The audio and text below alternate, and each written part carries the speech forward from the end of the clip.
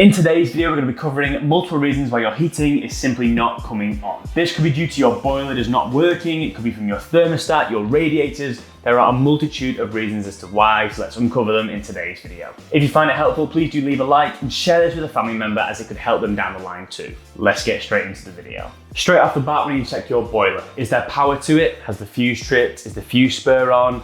Is there any error codes on the boiler? Any lights? Anything like that can all be a sign that it's your boiler that is the fault. If it seems that your boiler is not working, check out this video up here when I cover all the reasons and all the fixes you can try to do it yourself to save you that engineer call out fee. But if your boiler is working completely fine, everything seems okay, it's on to the next step. The next step is your thermostat. Is it responding to the boiler? Is it communicating? Is it on? Has it got batteries? Is it showing any error codes? Loads of checks to do here on your thermostat. If you don't have a smart one like a Hive, please check out our EPH Combi 4 video where we talk about why your boiler is not responding to your thermostat. This can be super useful, so please check it out. If you happen to have a Hive thermostat, please check out our video up here about issues with your Hive. As we have recently seen, a lot of issues come through on our live chats and quite easy, simple fixes to do. Like any smart piece of tech, they are great when they work, but when they don't, it can be super frustrating. So stay calm, watch the video, and hopefully get you back working fine. The most common issue with a thermostat will be the target temperature has already been reached, so it is no longer causing heating. In most cases, when we get a call through at iHeat, the customer just needs to top up their temperature on the thermostat to make the boiler kick in.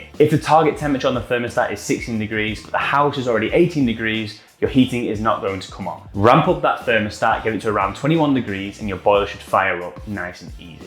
On your thermostat, make sure to go back to manual, or if you're one of those super old ones with like timers or constant, make sure it's on constant to make sure your boiler is always on. If you're stuck in a schedule or on a timer, of course your heating isn't going to come on all the time. It's quite an easy fix, quite an easy check, but make sure you do it. It is worth checking that your batteries have power to them. It may be worth swapping them over for the winter period. Maybe try and move it closer to the boiler receiver to make sure it's corresponding correctly. And also be sure to make sure it's in the optimal room inside your home. Be sure to put it in whichever room you use the most, and be sure to install it somewhere which will give a true temperature reading. For example, don't put it in direct sunlight where the sun can go onto it and increase the temperature. Don't place it above a radiator or above a games console maybe that can produce heat and give a false reading of temperature. Of course, if you're shivering upstairs but your thermostat is downstairs above your nice warm PS5, your heating isn't going to come on as it thinks the house is at that 23, 24 degrees that the console is releasing into the thermostat.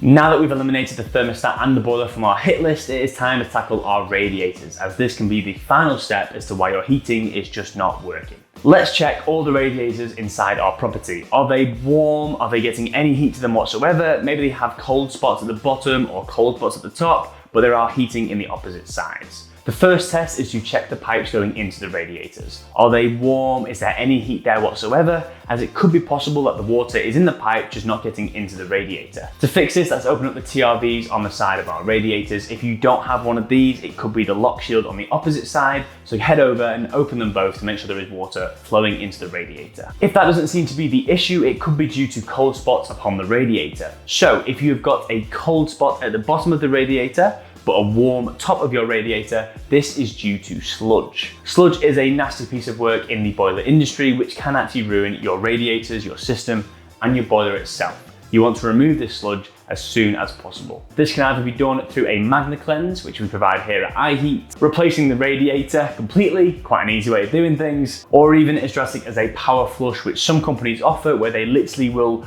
jet wash the inside of your system to remove all sludge. There can definitely be some negative aspects to doing this, so I would go for the Magna cleanse and work up from there. Once the sludge is removed from the radiators, they will work normally. Vice versa, if you've got cold at the top of your radiators but warm at the bottom, this is actually due to air inside the radiators. To do this, you need to bleed the radiators. I'll leave a video up here for a more detailed tutorial, but quite simply, you get a bleed key, you open up the bleed point on the radiator, let all the air release from the radiator, and catch the water before it goes onto your nice carpet. Lock up the bleed point again and you've successfully bled your radiators, removing all the air from the system. This will allow water to flow up into that space and create a nice warm radiator altogether. If you've done everything you can to check your boiler, your thermostat, and your radiators and still had no luck getting your heating on, please give iHeat a call as it could be time for a new boiler.